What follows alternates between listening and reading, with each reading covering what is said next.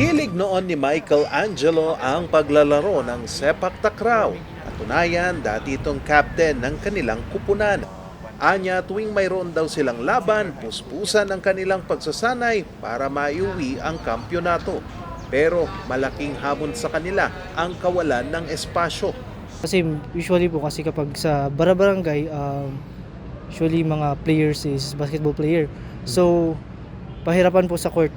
Magagawan po kami, tatlo po magagawan with volleyball, basketball, tsaka yung sepak takraw po. Anya, mahalaga raw ito para mapaghandaan nila ang kanilang bawat laban. Kailangan mo makabuild ng teamwork sa mga kasama. Kasi doon yung malalaman yung positionings ng mga kasama nyo and also kung paano sila gumalaw.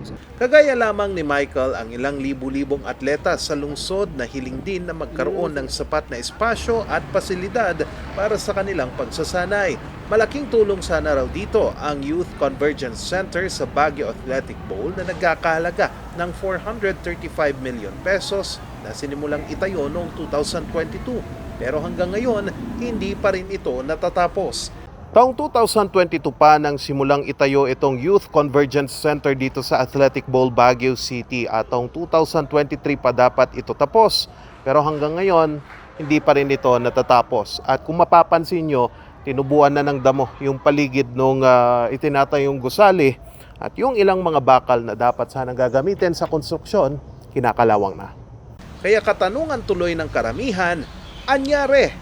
Sagot naman dito ng pamahalang lungsod. Yan, tumagal din dahil kinailangan din natin dyan yung audit ni COA.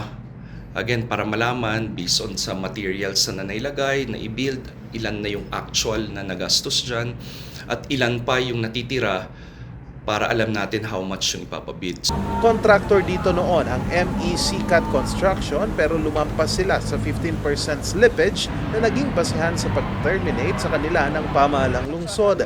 Bagamat inirebid ang proyekto, hindi nagawang maituloy ang proyekto. Pabid natin yung YCC, ilang beses po nag-fail yan. I think 8 times na nag-fail sa bidding yan. Either hindi responsive yung mga bidders, hindi tama yung mga lumalabas na computations, or may mga hindi sila nilagay na ongoing na projects nila. Ayon naman kay City Administrator Vittorio Cawis, nakatakda ng i-award ang proyekto sa bagong contractor pero wala pang malinaw na petsa kung kailan matatapos ang proyekto.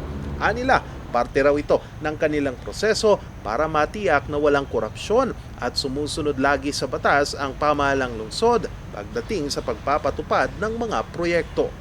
Kung may problema na yung project, hindi tayo yung parang, sige, itapos mo na. Para mabayaran ka na namin. Hindi, very strict tayo eh. Hindi na natin gusto yung construction methodology, may mga lapses na siya, talagang tinututukan na natin. That's also the very reason na gaya nga nung sa tennis court, ang laki nung winidhold nating pera dyan. Ang pagiging stricto rin daw nila ang rason kung bakit marami pa ring ibang proyekto sa lungsod ang hindi natatapos. Charles Nicolimon, RNG News.